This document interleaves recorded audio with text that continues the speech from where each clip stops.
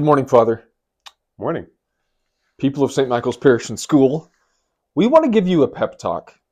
We recognize that the second Sunday of Advent can be tedious.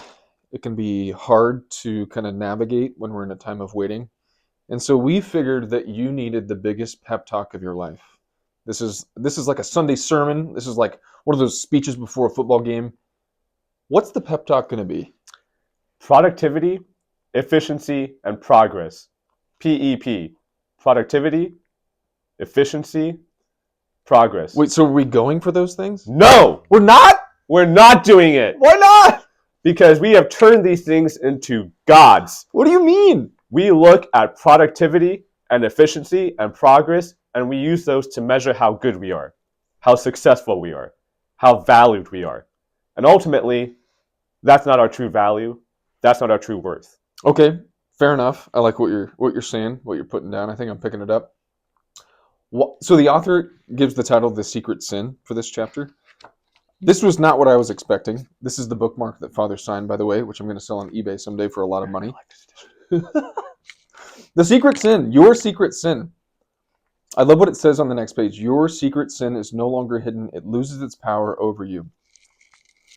How is it that we live in this culture where the three things that you mentioned, PEP, productivity, efficiency, and progress, are so hidden, while at the same time so manifest in our Christian life? Yeah, our society values these things so highly that we see them as a good. We see it as, if I am productive and I'm efficient and I make all this progress, I have worth. And we don't realize how underlying all this is actually taking us away from what's really good, which is God, because it's God who's actually going to help us to know Him and to love Him. And so if we start to realize to ourselves, you know what? I don't get my worth just because of what I do.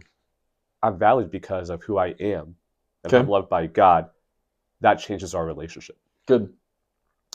Automation is a common term that's used in the book during this chapter. And one of the stats that this individual throws out, the author, says that anyone who's under the age of 45 sends out more than 85 texts per day. Incredible. Tell me. What if we prayed 85 Hail Marys a day? You know, why is it that we can be so glued to getting all these things done, sending out messages, and we don't have that same time to say, I'm going to give it to God, just to pray? I mean, if you prayed a rosary, it could take you 15 minutes. That's fair. When we look at our phones, we talked about phones last week, and we asked some interesting questions. When we look at our phones and we recognize that our phones are frequently used in various ways to kind of maintain this semblance of entertainment, and then also potential idols, and then something that we use to peer into other people's business that's not our own, and any number of other things. How is it that phones kind of like make us want to be more efficient or more productive in light of like how we use them? Yeah. We tend to use phones as a way for us to get work done. We think, okay, if I send this text, I send this email, all these things are happening, I'm kind of in control, things get done. And we feel good when it's like, I've solved this problem because I sent this email and now I've resolved this issue about who's doing what. And those aren't necessarily bad things. The problem is when we become consumed with the idea of, I need to get all these things done, that we lose sight of what's truly valuable, which is time with God. Good. Maybe one or two more things.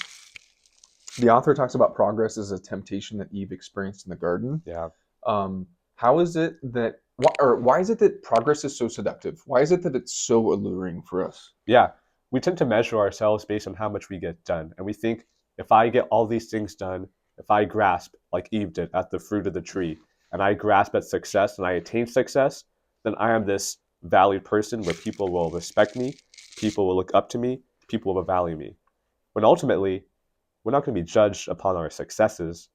We're judged upon our faithfulness to God. Yeah, that's good. So when the author says she wanted to have more, to perceive more, to be more than God intended her for to be, there's a progress in the perception of who she is, what she's intended to do, and who she's intended to be. How can we divest ourselves of those inclinations as Christians?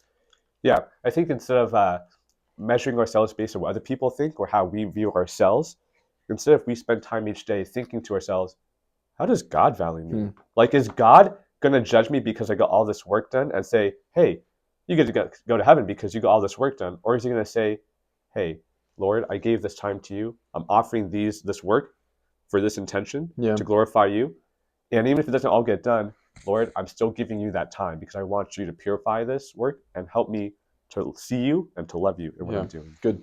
So I guess my challenge for this week is looking at ourselves and at the end of the day, examining to the extent that we were faithful to what God invited us to do and demanded of us based on what it is that He's blessed us with, and then also what it is He's given us as a vocation, as opposed to measuring ourselves from the perspective of a worldly progress, a worldly efficiency, or a worldly productivity.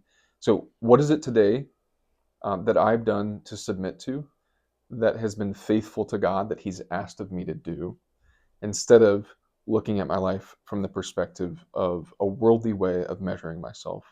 And when I see the conclusion in a sober way, am I willing to divest myself to shed the fig leaves of these PEP, these three things that are frequently seen as goods, but in reality are frequent idols? What's your challenge? Yeah, I want you guys to ask a question each night. Is my day good because I got all this work done? Is my day bad because I didn't get this work done?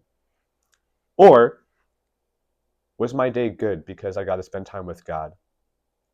Was my day maybe could be better because I didn't give God that time?